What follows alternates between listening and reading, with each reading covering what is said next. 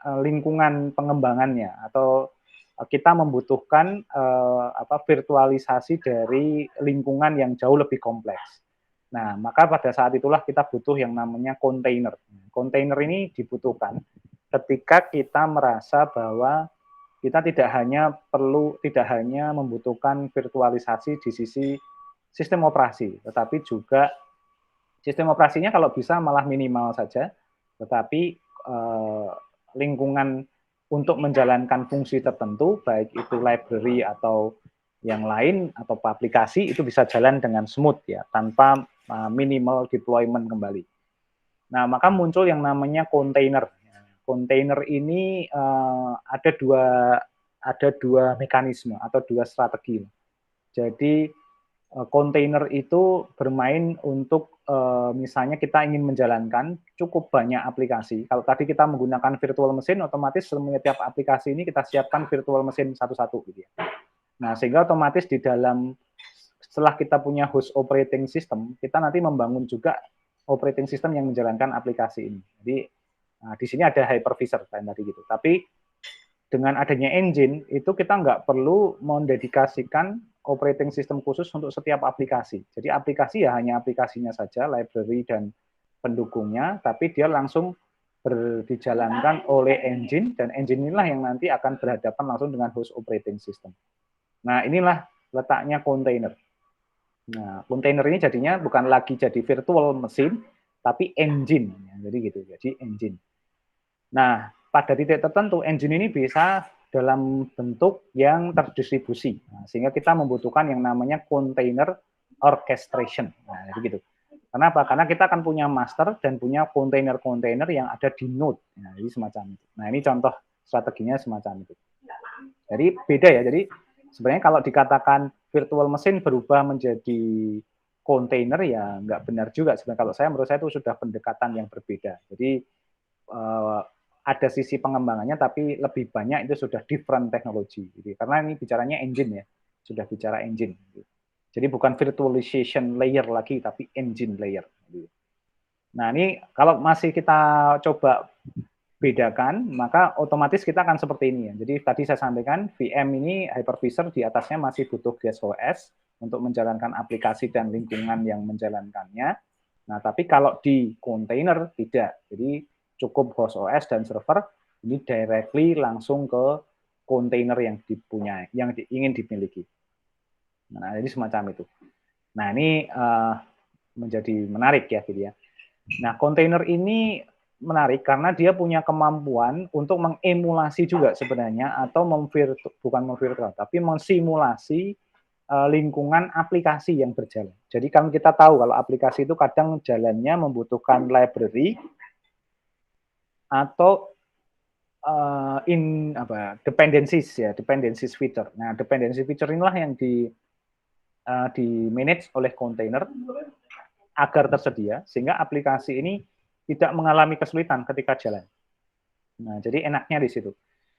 Nah, otomatis dalam konteks ini kontainer ini akan berhadapan langsung dengan sebenarnya ada layer ini ya, yang merah ini, namanya container host software. Ya. Jadi container host software ini bicara sama operating system dan kernel, dan juga nanti dengan hardware layernya, tapi nanti aplikasi langsung bermain di kontainernya. Nah, jadi konsep kontainer ini adalah ya untuk menvirtualkan sistem operasi sebenarnya semacam itu ya. Jadi operating system virtualization. Jadi itu.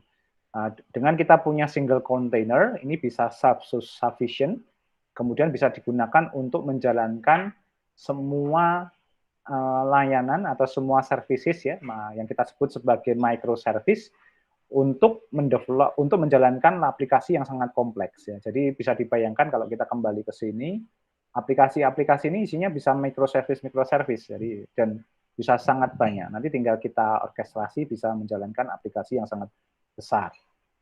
Nah, kemudian biasanya kontainer ini terdiri dari isinya ya binary code, library, ya, file eksekusi, dan configuration file. Nah, jadi isinya cuma itu. Jadi bukan lingkungan sistem operasi yang lengkap gitu ya.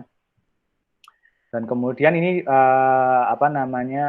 mereka kontainer ini tidak menjalankan atau tidak mengeksekusi full operating system ya. Nah, tetapi ini aja only share the underlying kernel of their host OS. Jadi semacam itu. Jadi sebenarnya kita bisa punya kemampuan nih. Jadi jangan-jangan mesin itu sebenarnya cukup kernel sebenarnya gitu ya.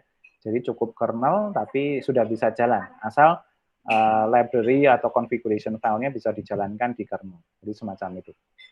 Jangan-jangan operating system tuh malah bikin kacau sebenarnya gitu ya, semacam itu. Nah, ini menjadi penting. Kontainer ini biasanya dipakai kalau untuk membangun kontainer itu biasanya kita melakukan ini ya, manage internal registry dan juga external registry dari aplikasi. Yang tadi ya bentuknya binary atau library code. Kemudian kita buat ke orchestrator dan kemudian nanti ini deploy di host container, jadi semacam itu. Jadi kita kayak mengkoleksi library-library yang jalan gitu ya. Agar kemudian nanti ketika kita butuhkan ya tinggal panggil, bisa dikenali dan bisa jalan dengan baik gitu. Jadi semacam itu.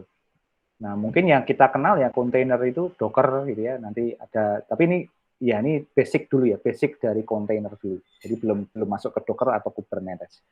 Nah, di dalamnya Docker kontainer tadi, kita mencoba menjalankan namanya microservice sebenarnya gitu ya. Jadi microservice itu kan secara konsep ya seperti kita ketahui dia itu fungsi-fungsi kecil yang dijalankan secara terpisah untuk menjalankan fungsi-fungsi spesifik dalam sebuah aplikasi atau sebuah pelayanan. Nah, dulu ini konsepnya adalah monolitik arsitektur ya, semuanya jadi satu. Nah, kalau ini kita pecah-pecah. Dan untuk menjalankan microservice ini kadang kita butuh ini virtual server sendiri-sendiri atau virtual operating system tadi. Nah, sehingga otomatis kita butuh virtual mesin khusus ya masing-masing agar bisa jalan dengan baik. Nah, ini biasanya nanti dilayani dengan tadi ya dengan virtual mesin atau dengan container tadi. Nah, gitu. Jadi biasanya karena microservice karena butuhnya sebenarnya secara size nggak banyak, tetapi secara akses nanti masif gitu. Nah, maka kita butuh container. Jadi kalau saya menyarankan misalnya kalau misalnya layanannya itu adalah lebih ke arah traction masifnya data yang lalu lalang, mungkin arahnya sebenarnya lebih menggunakan kontainer. Nah, tapi kalau kayak sistem informasi ya kita pakai virtual mesin. Nah, jadi ini menjadi penting ya. Jadi microservice ini nanti bisa dipakai secara terus-menerus dan bergantian. Gitu. Nah, ini bentuknya microservice ini adalah ini koleksi dari layanan-layanan kecil dan microservice tadi, tapi sifatnya autonomous atau berjalan dengan sendirinya. Jadi tanpa bantuan, tidak harus kita manage terus-menerus gitu ya. Kemudian bentuknya itu modular, jadi tidak saling tergantung, jadi independen satu sama lain. Jadi kalau ada satu yang fail, itu tidak akan mempengaruhi kinerja yang lain sebenarnya semacam itu. Apalagi kalau arsitekturnya itu dipisah ke dalam ini ya kontainer. Nah, ini lebih independen lagi. Nah, jadi kenapa dibuat begitu ya tadi agar layanan cloud itu service levelnya selalu tinggi. Nah, jadi kuncinya agar selalu tinggi ya hilangkan ketergantungan antar layanan. Gitu. Kalau yang tergantung otomatis kayak efek karambol gitu ya, kena satu kena yang lain. Jadi semacam itu. Nah, ini biasanya dipakai di e-commerce platform, banyak sekali itu. Jadi layanan-layanan e-commerce besar itu menggunakan model yang serupa. Nah, model yang tidak serupa sama seperti kita punya SIM Master di UGM. Nah, itu sayangnya belum microservice gitu ya. Jadi kalau satu kena biasanya langsung error semua gitu. Jadi ya itu efeknya semacam itu. Nah, ini yang menjadi perbedaan microservice semacam itu. Nah, jadi nanti ini akan makin makin fleksibel arsitekturnya, tapi itu saja makin kompleks, tetapi kita akan punya kemampuan menghandle terjadinya misalnya tadi error-error tadi. Tapi kalau kita pakai sebelum microservice sebenarnya ada mini service ya. Mini service itu membuat berbasis domain layanan. Nah, tapi ini tidak se-fleksibel microservice, ini masih agak besar, sehingga efeknya masih besar. Apalagi yang macroservice atau monolitik, ini agak kacau kalau nanti terjadi sesuatu. Nah, contoh dari implementasinya seperti ini. Jadi kalau kita punya apa namanya, kita siapkan beberapa microservice gitu ya. Ini dari mobile apps atau web app mengakses itu masing-masing akses tidak langsung menuju ke satu server, tetapi di cloud kita siapkan ada API gateway. Ini dijalankan oleh microservice satu, misalnya dijalankan di container satu. Ini ShareFront web app-nya juga sama, itu ditaruh di kontainer 2 misalnya, sehingga ketika terdeteksi dia mengaksesnya melalui website, akan diarahkan ke server kontainer tersebut. Dan sebaliknya yang mobile apps ya. Nah, kemudian nanti REST API-nya akan berkomunikasi dengan microservice yang lain. Misalnya di sistem aplikasi itu ada modul account service, ada inventory service, ada service shipping service. Nah, ini juga berbeda-beda. Nah, lebih bagus lagi, database-nya tidak jadi satu, tapi juga dipisah-pisah, terdistribusi. Dan ini pakai microservice juga atau container. Nah, jadi bayangkan itu terpisah-pisah. Jadi arsitekturnya itu benar-benar fully distributed. Nah, ini menjadi menarik sebenarnya. Dan nanti komunikasinya tidak lagi seperti kita bikin MySQL Connect gitu ya, Connect DB MySQL atau apa gitu, tapi fully menggunakan API. Di komunikasinya itu connectionless sebenarnya semacam itu. Nah, ini menjadi menarik. Pada level yang sangat kompleks ya seperti ini. Jadi kita bisa bangun microservice itu sangat banyak. Nah, setiap layanan di cloud itu dibuat jadi microservice. Nah, otomatis di belakangnya banyak sekali kontainer yang dibangun. Jadi semacam itu. Nah, jadi bisa kebayang ya. Jadi layanan misalnya machine learning microservice sendiri. Nanti machine learning 1, 2 semuanya sendiri-sendiri. Nah, itu contoh dari penerapan microservice yang bisa bisa dikembangkan. Jadi semacam itu. Nah, ini menurut saya perlu di riset ya. Jadi seberapa masif sebenarnya arsitektur ini bisa dijalankan untuk case tertentu. Jadi ya ini menarik sebenarnya kalau kita bisa angkat jadi tesis gitu, ini menurut saya ini sudah jadi enterprise arsitektur gitu ya, jadi semacam itu. Nah, ini salah satu yang menjadi penting. Nah, dalam konteks tertentu nanti juga sama, ini microservice ini akan berguna sekali untuk banyak hal. Ini bisa digunakan untuk banyak hal. Jadi untuk support layanan-layanan aplikasi lain itu juga nanti akan sangat mendukung proses-proses yang terjadi dalam transaksi atau akses yang terjadi di dalam cloud arsitektur, jadi semacam itu. Nah, ini yang menjadi keuntungan kalau kita punya microservice. Yang pertama adalah independent development. Jadi ini di-develop berdasarkan dari fungsionalitas secara individual ya layanan tersebut. Jadi tidak harus nunggu yang satu selesai dulu baru kita deploy yang lain semacam itu. Kemudian independent deployment ini juga sama, jadi tidak perlu nunggu yang lain. Nah, kemudian fault isolation ini menjadi menarik karena independent ya otomatis kesalahan atau keeroran itu bisa kita hindari ya. Kemudian nanti ada ini otomatis kita akan punya kemampuan ini mix teknologi stack. Jadi kita modelnya bukan lagi homogen stack tapi heterogeneous stack. Ya, ini menarik juga. Nah, kemudian ini granular scaling. Ya, jadi ini bisa all service-nya itu terpisah-pisah sehingga modular kalau bahasa lainnya ya, bukan granular atau modular. Nah, ini ada diskusi menarik nih, sebentar saya buka dulu. Ya, nah ini menarik. Apakah jika kita menggunakan machine learning engine, apakah mungkin kontainer itu digunakan untuk alokasi hardware-nya bisa fleksibel? Iya, sebenarnya bisa sekali karena sama seperti sebenarnya yang paling fleksibel itu menurut saya virtual machine. Karena virtual machine itu punya kemampuan mengatur fleksibilitas penggunaan alokasi sumber daya hardware-nya. Nah, kenapa? Karena dia punya model misalnya kita udah alokasikan resource-nya, tapi kemudian ketika kurang, secara otomatis dia akan nambah sendiri, itu bisa. Nah, itu di virtual machine sangat memungkinkan.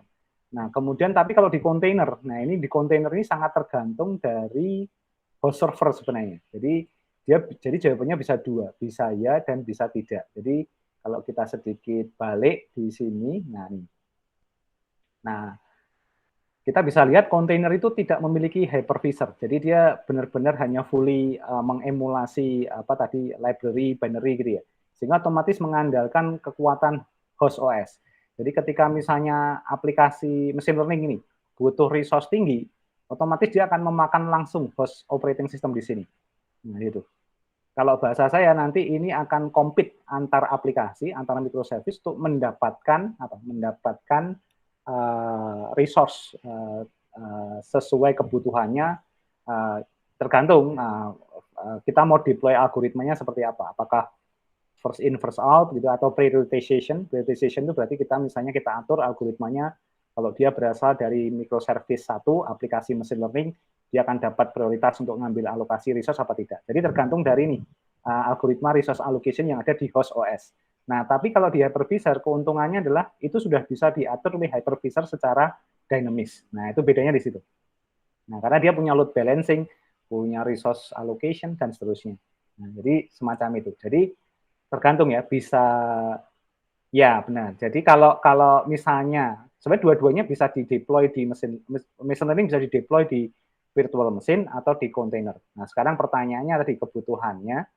Kalau misalnya microservice-nya itu tidak banyak dan memang kita bisa hitung bahwa itu tidak membutuhkan dinamisasi alokasi resource, ya bisa pakai container. Tapi kalau misalnya kita tampaknya belum tentu nih, amannya misalnya pakai hypervisor, jadi semacam itu, atau pakai virtual machine, jadi semacam. Nah, jadi kalau secara teori ya sebenarnya lebih baik pakai virtual machine kalau menurut saya. Gitu ya. Tapi kalau misalnya tadi ya ini saya cuma pasang microservice-nya cuma dua, jadi machine learning sama satunya apa. Dan dia model machine learning-nya resource intensif ya. Nah, ini juga harus hati-hati dan dipertimbangkan. Resource intensif apa tidak? Jadi apakah algoritma aplikasi ini akan membutuhkan atau memakan resource sangat masif apa tidak? Nah, kalau tipikalnya semacam itu, contoh ya, bukan machine learning, mungkin deep learning. Nah, deep learning itu mungkin bagusnya memang di container, karena dia resource intensif ya, GPU. Karena saya belum lihat yang virtualisasi GPU yang sangat bagus itu, belum lihat secara utuh ya. Mungkin di Amazon sudah punya, atau di Nvidia mungkin sudah punya. Tapi yang virtual GPU itu bagaimana kinerjanya?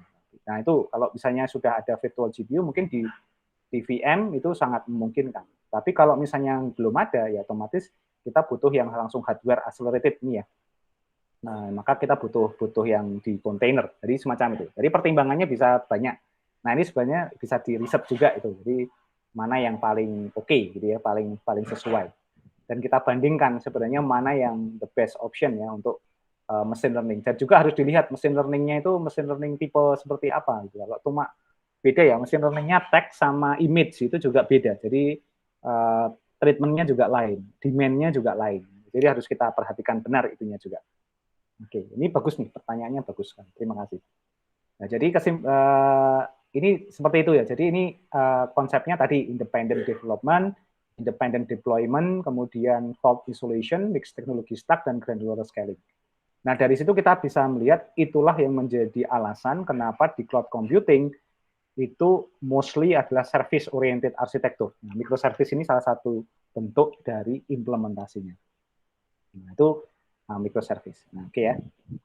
Ini yang microservice saya stop dulu. Nah,